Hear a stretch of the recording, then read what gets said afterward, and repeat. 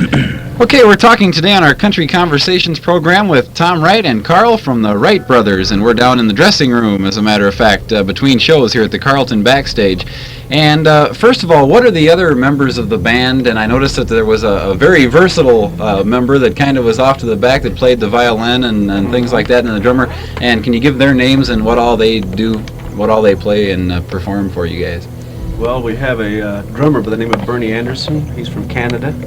And Phil, who's been sitting in with us for a couple of weeks here, Karl had an operation a few weeks ago, and this guy was filling in for Karl on bass guitar, and so he was finishing up his 6 weeks with us since Karl healed up pretty fast by playing these other instruments that he's very good at. His name's Eric Silver from Nashville. And then the Wright brothers are Karl Hinkle, Tim Wright, and Tom Wright. Okay. And what do they each play?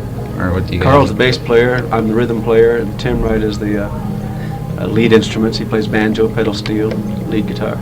Okay, real good. How long have you been playing together as the Wright brothers now?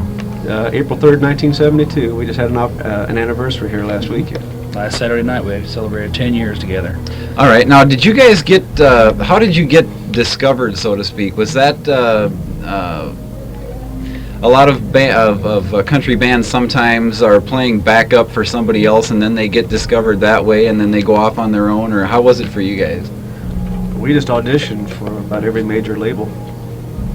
We'd invite them out where we were playing in Los Angeles or Nevada or Nashville, and they'd come out and look at us and usually say no. And then Warner Brothers just had been on them. They hadn't signed any artists for about a year and a half. Mm-hmm. And we were the first act they signed up last summer. Okay. Where's home for the Wright brothers? Where did you We live in Indianapolis. All right. Now, was that where you played at in different clubs around there until you went down to Nashville, or?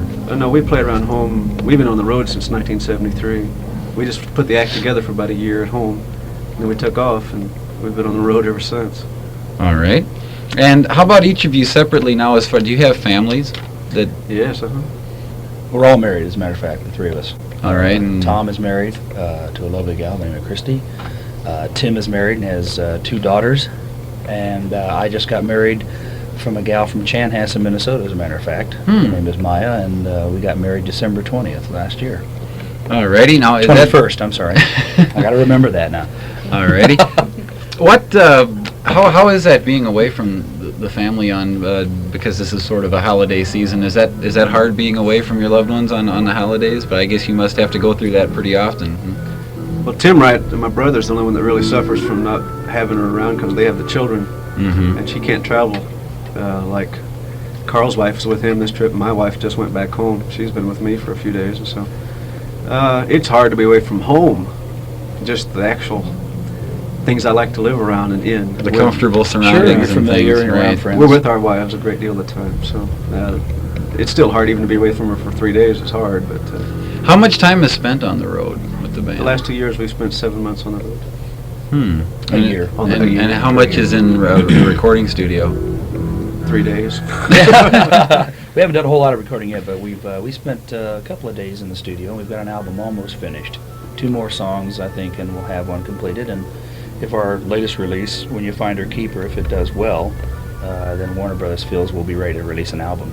All right. Well, what was that on the way in? I noticed on your concession stand there were some cassettes out there. What are those now? Yeah, that is something. We went to the studio. A lot of the folks just said, gosh, I want to get my hands. We did some custom albums long ago under the Wright Brothers Open the Stage Company, and those albums, because of money and different kind of things, ran out. We just couldn't have the money to distribute it like Warner Brothers can distribute, you know. Mm-hmm. And so we only had the 245s, but our audiences they were just craving more. So we went to the studio and we picked out some of the best songs from the show, so they can take some of the songs that they hear here home with them. And it's just something that we did on our own, just so they have something more than just the 245, because that's all that's available right now. Alrighty. Do you guys write any of the stuff that you perform, or do you have that done for you? Well, at one point we wrote, my brother and Karl, we had about 10 songs in the show that were original. And in the last year we've been working with Tree Publishing Company because of Warner Brothers, and most of the new songs that are in the show are songs that we're recording. So we're not performing very much of our own stuff anymore. How about Family Man? How did you get a hold of that one? That was a Tree Publishing Company song also. All right. Alan Rohde wrote that. He's a Tree writer. He writes for them exclusively. Our producer is president of Tree Publishing Company, Buddy Killen, so we just go down there a lot and listen to A songs. vast reservoir, of songs. They have 100 staff writers and just thousands and thousands of songs, and all these writers are familiar with the mainstream. There are some famous writers. Jeannie Seeley is a writer. Oliver, who was out not too long ago, his name is James Swofford, actually, is a writer. So they've got some famous people that have written songs. The one that we just released, When You Find Her Keeper, was written in conjunction with two other writers. I don't know if that's the right term or not. Michael Garvin, he wrote Only One You for Chi-Chi Shepherd. Right. So these folks are familiar with the mainstream type of writing. What's going on right now. Right. And Tim and I have been writing, but we haven't written that kind of style. We write our style for our group, and maybe later on we'll get a chance to do some of those. But for right now, we're picking from some of the best writers in the business. Do you find, because I was talking with Susan Ray, she was in town a little while ago, and a couple other people, and they say that sometimes the management tends to tell a band what they can do. You know, they like if a band has, like you were just mentioning, you have a certain kind of music that you write that you like to do, but yet the management's saying, well, hey, this is what's selling right now. Does that bother you at all? They have to do something just because it's selling and maybe it's not the kind of thing that you'd like to be doing? We're lucky so far that we've been able to concede on both sides, because we listen to the examples that they say are the selling formulas, and we pick the best of those that we like that fit our style. So we all agree on the songs that we put out, at least have so far. Later on, we'd like to have a little more of our say in it, but for right now, it's on both sides of the fence. We usually concede some way. All right, that's interesting. They know more about it than we do. Yeah. Buddy Killen's had They've got gold records all over the several. walls, and we don't. All right. Now, you mentioned before who your producer was. Why don't you give a plug for your manager, too? What's his name? His name's Marv Dennis out of Nashville, Tennessee. All righty. Well, we'll be back. We're chatting with the Wright brothers today on our Country Conversations program, and we'll be back right after this message. All right, we're back on the Country Conversations program. We're talking today with Karl and Tom Wright of the Wright brothers backstage between shows at the Carlton Backstage Room. And was Family Man the first national release by you guys as a 45? Yes, it was. That was our first major label release. How high did that get on Billboard? And We got as high as 35 on the All Billboard right. charts, which was a lot better than Warner Brothers or ourselves anticipated. Well, that is a fantastic record. I loved playing that, Thank by the you. way. It's just beautiful. I liked Thank the you. words and what it represents and Yes, everything. It was a fits our image. fantastic That is our song. image of family men. We like to be home. We like to be with our wives and our family. So it was just something that it was making a good statement as well as being a good song. All First right. time out of the box, Yeah. as they say. Very, very definitely. What are some of the experiences over the years when you guys have been traveling from place to place? Now, a lot of people, I ask this to a lot of the bands that come into the show, that would go in the category of strange or humorous or something, like weird people in the audience or something that happen over the years when you're performing. Well, they're countless. But they're the kind of things you don't really remember too well. We've had people get violently ill on the stage. Oh, no.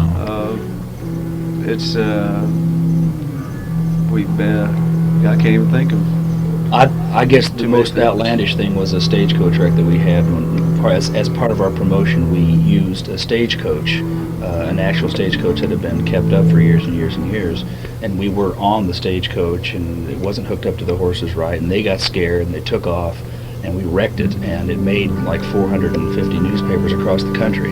Obviously, the only stagecoach wreck in In the last 20th 150 century, I think, years, yeah. So that was kind of the wildest, the most outside thing that's ever happened to us. But like Tom said, there's many, many smaller instances of people,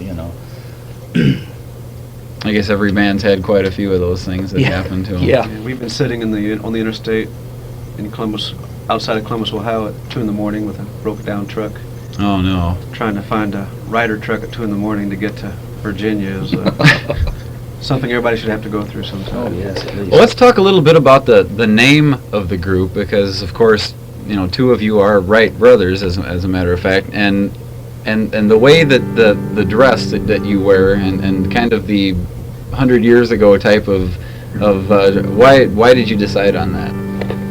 Well, back in 71 and 72, when we were getting this thing off the ground, country rock was just really starting to get very popular. Mm-hmm. And we had some good friends in Indianapolis who was growing up with called Mason Prophet, Mm-hmm. Oh, yeah. who were going into country rock and were more or less, I guess you'd call them pioneers in in that field of country music.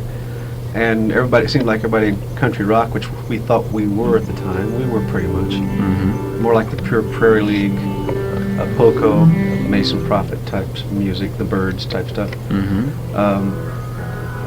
Everybody seemed to be wearing Western clothes, but they were wearing it with T-shirts and suspenders and football jerseys and blue jeans and cowboy boots. A little bit more of a tattered look, and we thought, well, if we're going to stand apart, we'll go the other way. And nobody, since the Sons of the Pioneers in a group had dressed, we thought like we were going to. We dressed in the tuxedos and the cowboy hats, and that's the way we've dressed ever since, from the very first day we ever stepped on stage together. Well, I like it. It looks really good. Thank you. Looks It has really paid good. off in many instances. In fact, a fellow in Texas had seen an ad for us and wanted to hire us just on our appearance.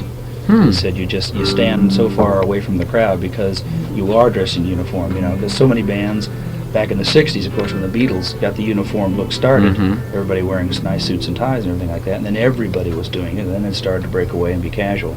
And it was just something that, again, nobody was doing it, so we decided to try it out, and it really has paid off. It looks professional. Oh, yeah. Very, very much so. Have you made any TV appearances lately as the Wright Brothers at all? We've done a lot of local shows in the many cities that we perform at to plug where we're going to be playing that night or that week. But the only national exposure we've had on TV is the show called Nashville Alive, which is on the Atlanta cable station, and it's filmed at the Opryland Hotel every Saturday night. And I think we were on like the 4th program they had. It's been on twice now. They just said there was a rerun last week. Yeah, some folks said they were vacationing in Hawaii, and they picked it up over there. They were showing reruns on the cable there, and they said, we saw you on a television program in Hawaii. And several folks will make the mistake that they think they have seen us somewhere before. Like there was a lady one night that said she swore she saw us on the Tonight Show and things like that. And we thought, again, this was another one that had mistaken us for somebody else. They said, yeah, we were over there vacationing in Hawaii. You guys were on a show called Nashville Alive. And sure enough, they've shown the repeat of that same program twice. And we were on. Ralph Emery's the host of that show. Alrighty. How about, who else was on that show with you? Razzie Bailey, Brenda Lee was the co-host. Valentino. Valentino, a new RCA artist, and Ernest Tubb. All right, good lineup. Yes, good it was lineup. a good lineup, yeah. That's when Family Man was breaking and starting to climb up the charts, which really, really helped. Ralph Emery had heard the song and said he really liked it, and according to a couple of sources, said that he had made it possible for us to be on the show, wanted us on the show. Alrighty. How about in the Twin Cities now? You said you do some TV in local areas to promote. Have you done anything in the Minneapolis area on any of the TV stations? Yeah. Yes. Twin Cities today about 5 times. Twin Cities, Country Day Day a couple times. Done that twice. I have to ask about these things because I'm on the air that early in the morning. I don't get to watch the television. Live at 9, is that There's all kinds. town here? There used to be some old. We've been coming up here for 8 years, and we've done some that aren't even on anymore. Was it Nancy Carlson and Ward?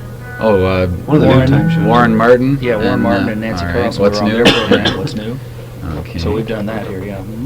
All right. Well, we're chatting today with Karl and Tom Wright of the Wright Brothers on our Country Conversations program. And right now, let's get into one of their songs. Here they are doing Family Man at AM 1470. Okay, we're back on our Country Conversations program. We're talking with Tom Wright and Karl Hinkle of the Wright Brothers, and on our Country Conversations program today. And where do you guys record at? I know you're with Warner Brothers, but what On the Warner studio? Brothers label, we record at Sound Shop, which is in Nashville, Tennessee, which is just right street behind Music Row, as it were, and just a block over from Tree Publishing, which is Buddy Killen's publishing company. All right. Good studio. A lot of people. In fact, when we were there one time, Mel Tillis was recording there. We were there another time, and Marty Robbins was recording there.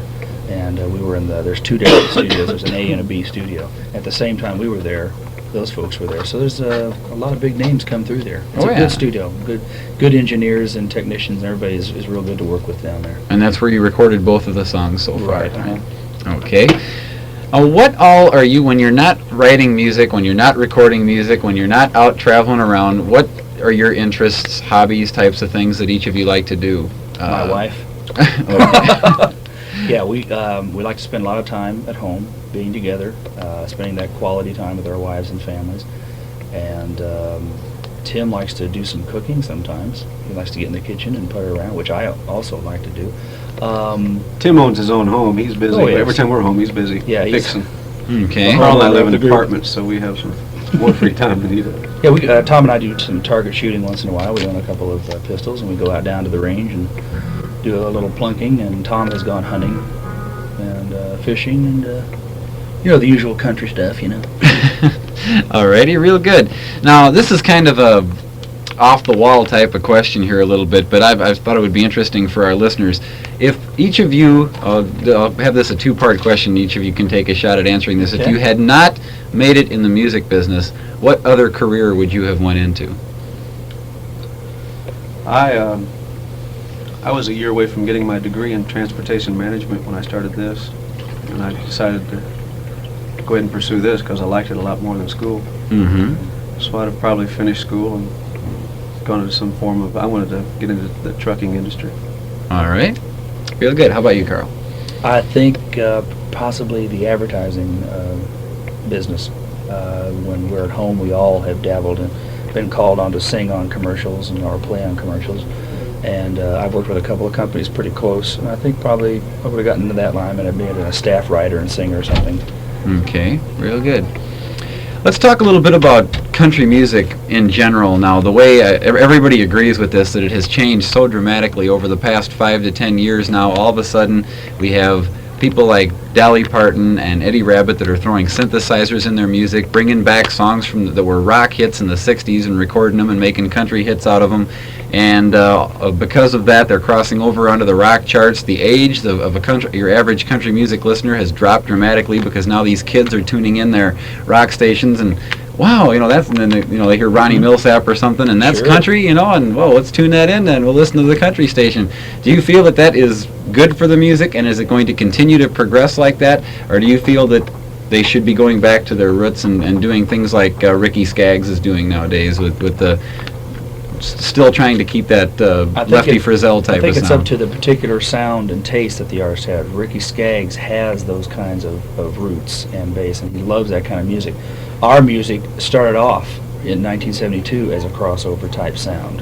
That we had people that were that loved classical music, and that loved jazz and loved rock and pop and country and blues, and they were all out listening to our music, and they all liked it. So, because we've all got varied backgrounds. Tim is the country and bluegrass background, and Tom is the gospel quartet and barbershop and madrigal type singing background, and myself, I was into the Beatles, which is probably an own category of music of its own, Right. So we blended those tastes together, and like from day one, we had that crossover type sound, And I think it is real good because it just umbrellas over a wider age group and different tastes and that kind of thing. And everybody, more people, like because of Ronnie Millsap and Pardon and Kenny Rogers, are bringing in more people that say, hey, I didn't know that country music was like that. I really enjoy that. We've had many people say, I never liked a bluegrass song before, but I like the way you play it. Or I've never liked country before, and I like the way you guys play it. So I think it's a good thing for the music, because obviously it gives you a bigger audience to play in, and it affords us the opportunity to front other groups besides just country groups. We've fronted Waylon Jennings and Bob Hope, or Tom T. Hall, and there's been talk about possibly fronting for Bill Cosby, and so we can do other things, or James Taylor, or somebody like that. So I think it's a real good thing that it has opened up like that. All right. Now, you were mentioning that you had roots with the Beatles and liking that type of music. Is that why you do? I noticed you performed a Beatles song out there during the show. Is that why? We all enjoy the Beatles music. I mean, it touches all of our lives in some way or another. They were the first harmony rock group I can think of. Yeah, they brought pretty melodies and pretty harmonies back to the rock. Before The Beach them. Boys, of course, but Oh yeah. Mm-hmm. The Beatles had more of a appeal to us, I guess, because of the songs they did. Literally, we couldn't. I guess as kids in Indiana, we didn't relate to the Beach Boys music as much as No, there was did no the place Beatles to songs. surf around. Yeah, true. That's when all three of us have always enjoyed harmony, and when the Beatles came out with their wonderful arrangements, we'd never heard rock and roll songs with that kind of harmony in it, Mm-hmm. and that was my strongest appeal to them. And they were so prolific in different kinds of music. They changed with their audience. As their audience grew up, they grew up with their music. You know, they were doing the Thus simple their pop. longevity, why they Yeah. didn't die out. And they yes. did acoustic music, you know, and they did what they thought was country music, like they did they cover of Act Naturally. Mm-hmm. And they did a couple of Carl Perkins songs in their repertoire, you know, and on their albums. So they were very diversified, and I think that's another reason why it appealed to us, because we do different kinds of music. We'll do a ballad, and then we'll do a pop song, and then we'll do a bluegrass song, and then we'll do Mhm. a country song. All right. Well, what kind of in conclusion here, wrapping things up now, what do you see in store for the Wright brothers, as far as you were mentioning the album that could possibly be coming out, and then is there going to be more TV, or what all you hope to branch into in the future? We had a company out of New York here just the other night, an agency, and they're one of the biggest in the world. And they listened to our whole show. We went out and had breakfast, and they're very interested in signing us. So hopefully in the next 8 weeks, we'll sign with a major agency. What we need to do is instead of playing for 1,800 people a week, we need to be playing for 8,000 people a night, Mm-hmm. and get ourselves in front of as many people as we can in the next 9 months to a year. Get our album out, come out with 2 or 3 more single releases in the next year, Mm-hmm. and then hopefully get our own concert career going. All right. Real good. Well, we've been chatting today with Karl and Tom of the Wright brothers on our Country Conversations program here at K Country, and I'd like to thank both of you for taking some time out from your schedule and talking you. with us today. Appreciate you coming Mark. by.